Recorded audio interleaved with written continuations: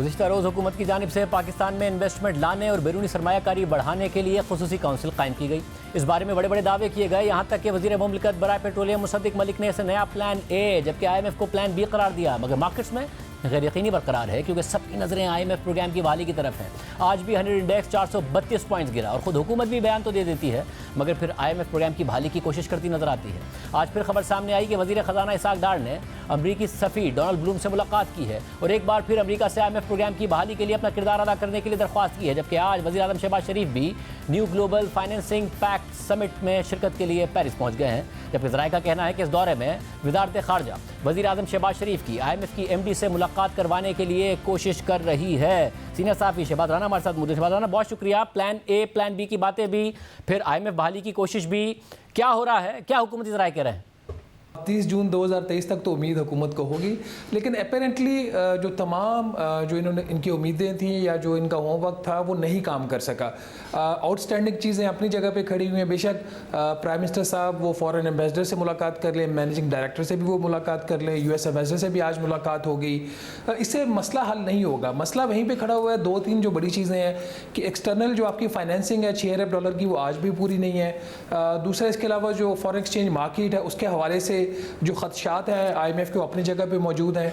Budget में अभी तक हुकूमत ने कोई तब्दीली नहीं की, ऑल्दो हतमी बजट तो अभी नेशनल असम्बली से पास नहीं हुआ, मे बी जुमा या हफ्ते को वो भी पास हो जाएगा, लेकिन अभी तक हुकूमत ने कोई इंडिकेशन ड्रॉप ऐसी नहीं की अदर देन जो एक प्रेस स्टेटमेंट आया था कि हम बजट को तब्दील करने के लिए तैयार हैं। उसके अलावा कोई ख़ास डेवलपमेंट है नहीं।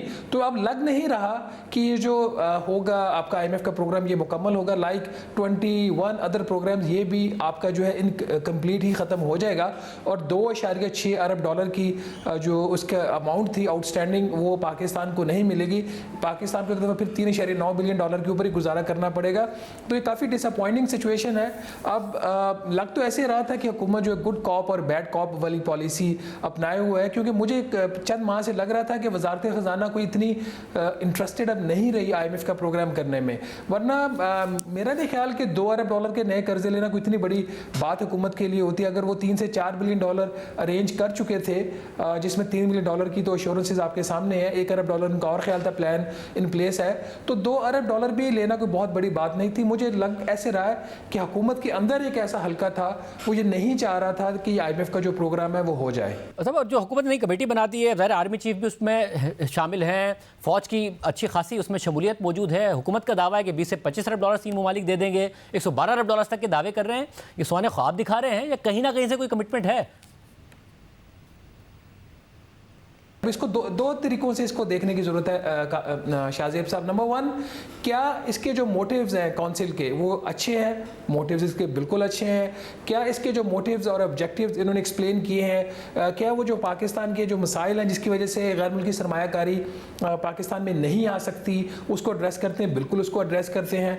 क्या ये इनका ये काम है, इनको ये काम करना चाहिए? इसके ऊपर सवाल हो सकता है। अब बात कर लेते हैं क्या जो फॉरेन इन्वेस्टमेंट की आप बात करेंगे $20 से $25 बिलियन की एश्योरेंसेज हैं, ये इतना आसान नहीं होता। इसमें कोई शक वाली बात नहीं है कि जो इनका प्लान है, कुछ 13 लाख एकड़ जो अराजी है उसको एक कॉर्पोरेट फार्मिंग के ज़रिए उसमें उस पर एग्रीकल्चर करना चाह रहे हैं और जो कंट्री की फूड सिक्योरिटी है उसको इंश्योर करना चाह रहे हैं। इसमें भी कोई शक वाली बात नहीं है कि कुछ ममालिक हैं जिसमें कतर है, मुत्तहदा अरब अमारात है, गालबन कुवैत भी है और एक आध कोई और गल्फ़ की कंट्री है, जिनकी ये ख्वाहिश है कि उनकी जो अजनास की ज़रूरियात हैं, उनकी जो ग़ज़ा की ज़रूरियात हैं वो पाकिस्तान से पूरी हों, लेकिन वो पाकिस्तान के अंदर प्रोजेक्ट भी लगाना चाह रहे हैं। मसला यहाँ पे ये है कि जो वन विंडो की बात की जाती है, जिसकी कह के बिलियंस ऑफ रुपीज़ की ये उसकी ऊपर इन्वेस्टमेंट भी करते हैं, ख़र्चा भी करते हैं, बोर्ड ऑफ इन्वेस्टमेंट है आपके पास, बाकी इदारे अपनी जगह पे काम कर रहे हैं, इफेक्टिवली कुछ हो नहीं रहा।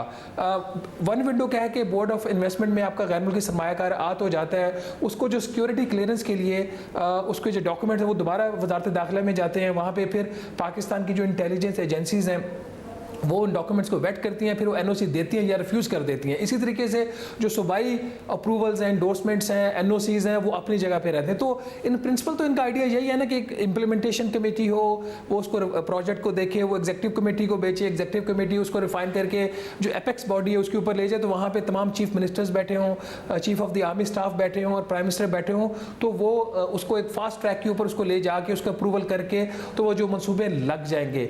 ये बिल्कुल कागजों में तो एक्सीलेंट प्लान है, लेकिन जब वो कंसर्न विंग में जाएगा, कंसर्न डिवीजन में जाएगा, कंसर्न सेक्शन ऑफिसर के पास जाएगा, वो इसको कैसे देखेगा, वो इंपॉर्टेंट है। हमने माजी में देखा है पिछले 4 साल में जो हुकूमत थी पीटीआई की कि हमारा जो चाइना पाकिस्तान इकोनॉमिक कॉरिडोर था, वो तमाम तर कोशिशों के बावजूद उसके ऊपर 1 इंच भी बात आगे नहीं बढ़ी।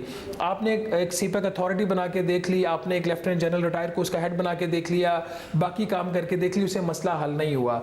ये 2 आपके सामने अप्रोचेज हैं, या तो जो एग्जिस्टिंग सिस्टम है उसके फ्लॉज जो है उसको आप ठीक कर लें, या फिर आप एक नया स्ट्रक्चर खड़ा कर दें। पैरेलल जब आप स्ट्रक्चर खड़ा करेंगे तो मेरे ख्याल में वो इतना जो है वो कामयाब नहीं होता, क्योंकि फिर ये पर्सनैलिटीज़ ड्रिवन चीज़ होती है, पर्सनैलिटीज़ हट जाती हैं तो मामला वापस उसी जगह पे आ जाते हैं। बट अभी हतमी तौर पे हम कुछ कह नहीं सकते।